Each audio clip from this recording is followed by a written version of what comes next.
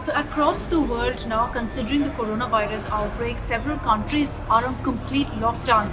And this is a concept that's new to India but is now being brought in. And on social media, everyone's talking about a lockdown. It triggers a lot of panic because the word itself seems to shut down, it seems to suggest that everything will shut down. But that's really not the case. So let's break down for you as to exactly what a lockdown means and why it's the need of the hour at a time when we're all talking about how to control the spread of coronavirus.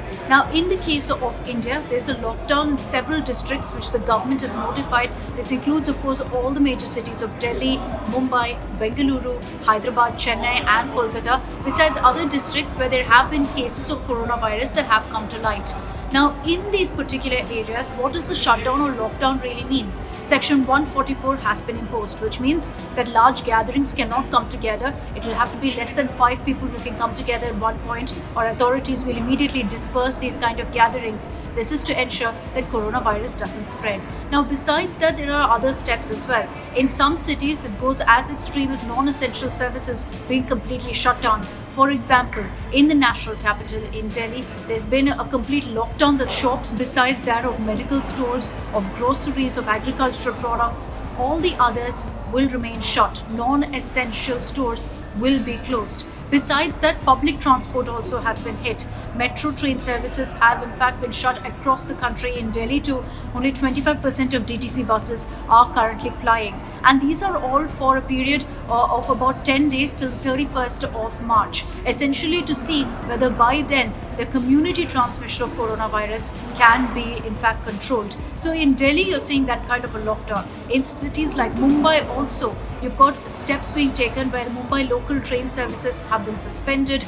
Public transport has again taken a hit. Even newspaper services were hit simply because the local train services were suspended. As far as public transport of autos and rickshaws are concerned, no, they're not plying at this point in most cities. So what are the essential services that you don't need to worry about? In the case of a lockdown, not everything shuts down, because then it would be impossible for you and I to function, for all of us to work. So for example, us at the media industry, we're considered to be a part of the essential service. So you will continue to get news that you require to be up to speed with what's happening. We are also allowed to get out of our homes and come to offices. Besides that, also with regards to milk being provided to your homes, with all of those services, with newspapers, and all of that will continue unabated.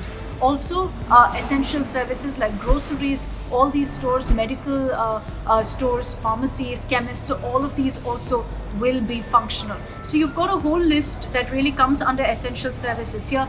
ATMs, of course, will remain open, functional 24/7. Similarly, petrol pumps also are functional, are open. In Mumbai, there was a curb where petrol pumps would be open only for 12 hours.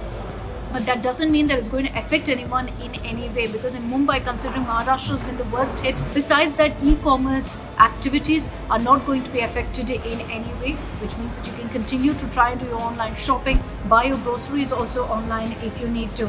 A lot of municipal services like that of water, electricity, not going to be affected in any way. You are going to continue to be very, very comfortable in your home, so there's no reason to worry at all. Similarly, government offices are also very much up and running, are all very, very functional. In fact, they're working overtime at this time to ensure that they can in fact control this crisis and deal with it. So as we told you, your general provisional stores, all of them are open.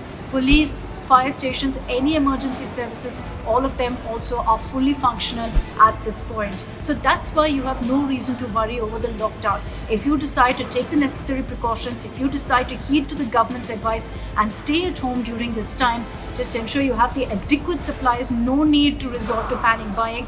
You're all good and all set for a lockdown in your city.